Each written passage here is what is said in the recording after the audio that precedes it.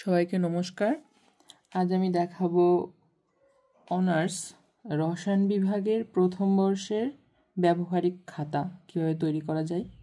এটা জাতীয় বিশ্ববিদ্যালয়ে। এখন খাতাটা তৈরি করার জন্য আমাদের কলেজ থেকে, এটা হলো রাজেন্দ্র কলেজ, সরকারি রাজেন্দ্র কলেজ ফরিদপুর, এখানে স্যার আমাদের নির্দেশনা দিয়েছে এরকম একটা খাতা তৈরি করার জন্য। এটার কভার পেজ থাকবে এরকম, এবং এটা এভাবে থাকবে। এখানে সকল নির্দেশনাবলী থাকবে। এখানে name, roll, registration number, roll number, session এবং সাবমিটেড ডেট থাকবে। আর পরবর্তী পেজে এরকম ইন্ডেক্স থাকবে, যেখানে আমাদের প্রথম বর্ষের যেটা আছে বিষয়, যে অজানা লবণের ধারাবাহিক বিশ্লেষণ, অজানা অজৈব লবণের, সেটা এখানে সূচিপত্র থাকবে, যে 5টা মূলত সাধারণত থেকে থাকে 5টা লবণ সেটা। আর এখানে 2টো এক্সট্রা বাণিজ্যিক সোডিয়াম ক্লোরাইড এর শুদ্ধিকরণ এবং ক্লাস প্রস্তুতি, এবং 7 নম্বরে আছে আয়রন 2 এর সালফেট প্রস্তুতি। এভাবে শুরু করতে হবে।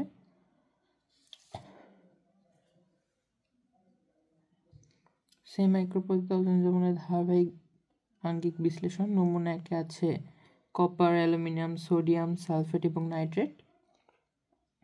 এভাবে শুরু করতে হবে। প্রথমে লবণের ভৌত অবস্থা পর্যবেক্ষণ করতে হবে। লবণটা সর্বপ্রথম দেখি সেটা দেখতে কেমন। লবণের বর্ণ নীলাভ সাদা, আর অবস্থা দানাদার, কঠিন, দ্রাব্যতা পানিতে দ্রবণীয়। এবং এটা করার পর আমাদের শুষ্ক পরীক্ষা শুরু করতে হবে। এখন একটা বিষয় কি, যখন একই পদ্ধতিতে একাধিক লবণের শুষ্ক পরীক্ষা দেখাতে পারে, তখন আমাদের স্যারদের নির্দেশনা হলো তখন সেই পরীক্ষাটা ভিন্ন করতে হয়।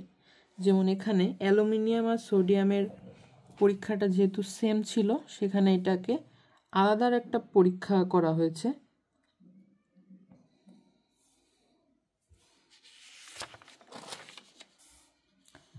অতঃপর সিক্ত পরীক্ষা ক্ষারীয় মূলকের, সেটা এখানে দেখানো হয়েছে।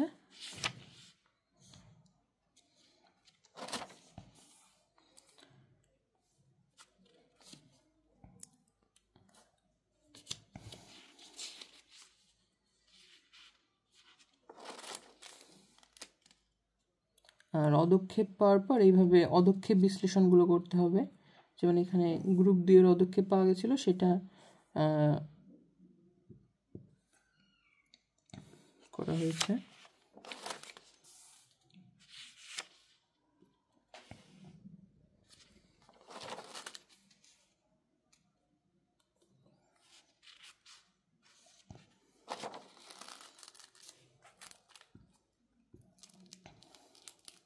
এবং অবশেষে অম্লীয় মূলকের শুষ্ক পরীক্ষা। এটা হলো কি এখানে অম্লীয় মূলকের শুষ্ক পরীক্ষা, যেটা আমাদের প্রথম নমুনায় পাওয়া গেছে নাইট্রেট এবং সালফেট।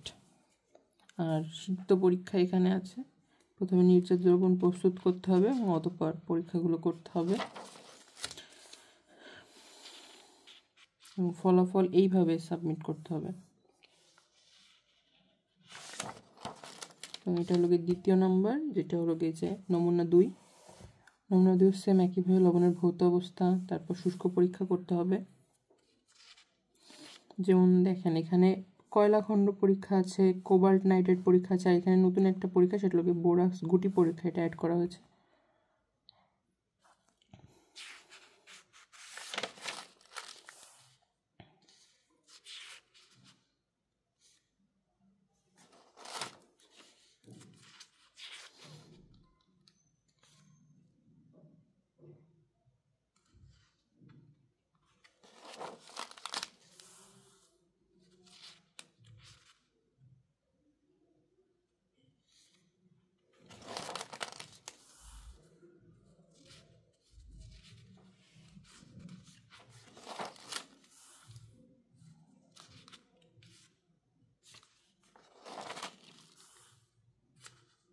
এই যে অম্লীয়মূলকের শুষ্ক পরীক্ষা, মানে দ্বিতীয় লবণের জন্য, এবং এটা অম্লীয়মূলকের সিক্ত পরীক্ষা দ্বিতীয় লবণের জন্য।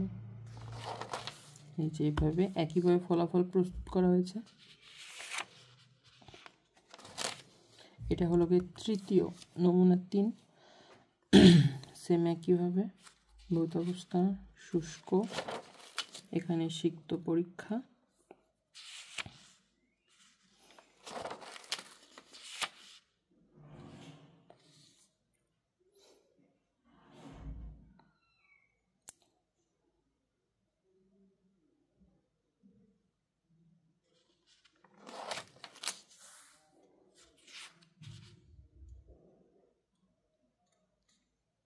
এখানে অদক্ষেপ বিশ্লেষণ করা হয়েছে।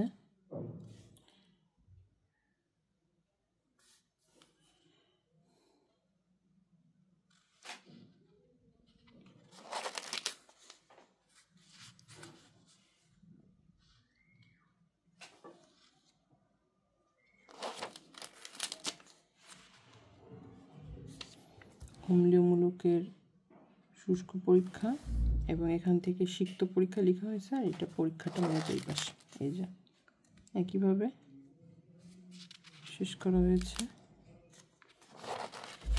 এটা হলো গিয়ে টেস্ট নাম্বার 4, নমুনা 4।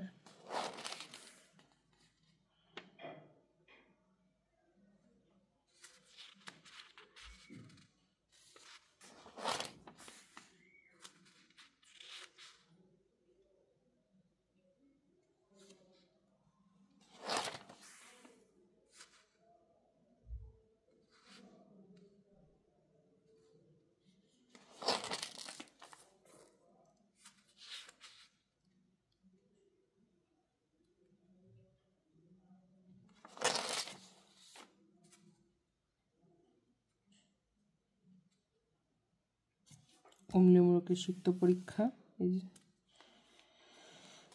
এবং এখানে লাস্ট ফলাফল। এবং আমাদের একটা, এটা হলো গিয়ে 5 নাম্বার নমুনা।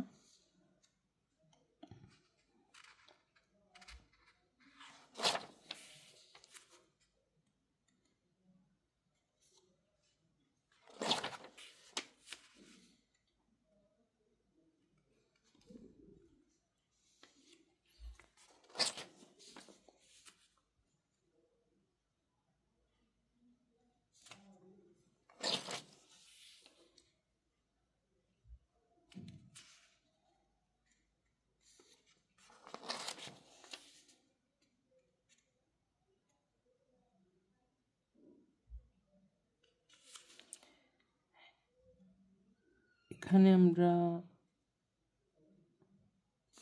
3-এর বিয়ের অদক্ষেপ বিশ্লেষণ করে প্রথমটাতে কোবাল্ট অনুপস্থিত পেয়েছিলাম এবং দ্বিতীয় অংশে নিকেল নিশ্চিত এবং ম্যাঙ্গানিজ অনুপস্থিত, জিঙ্ক অনুপস্থিত। এবং অম্লীয় মূলকের শুষ্ক পরীক্ষায় আমরা নাইট্রেট আয়ন এবং ক্লোরাইড এর আয়নের উপস্থিতি লক্ষ্য করি।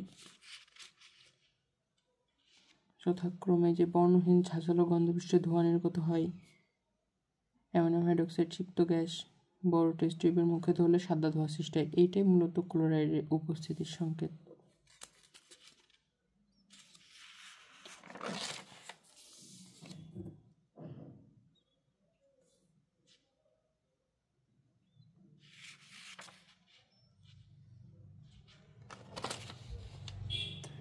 পেজে ফলাফল।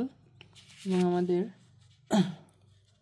আরও 2টা পরীক্ষা করতে বলছিল, পরীক্ষা না মূলত প্রস্তুতি। একটা হলো বাণিজ্যিক সোডিয়াম ক্লোরাইড এর বিশুদ্ধকরণ ও কেলাস প্রস্তুতি, সেটাই প্রয়োজনীয় উপকরণগুলো এখানে, এবং কাজের ধারাধারিটা অবশ্যই ল্যাবে যেভাবে করবেন সেভাবে লিখবেন। আমাদের আসছিল 47.54%। আর লাস্ট ওয়ান হলো আয়রন 2 সালফেট প্রস্তুতি, যেটা এইভাবে এটার বহর নির্ণয় করতে হয়। সেটা হলো গিয়ে আমার আসছিল 6.408 গ্রাম।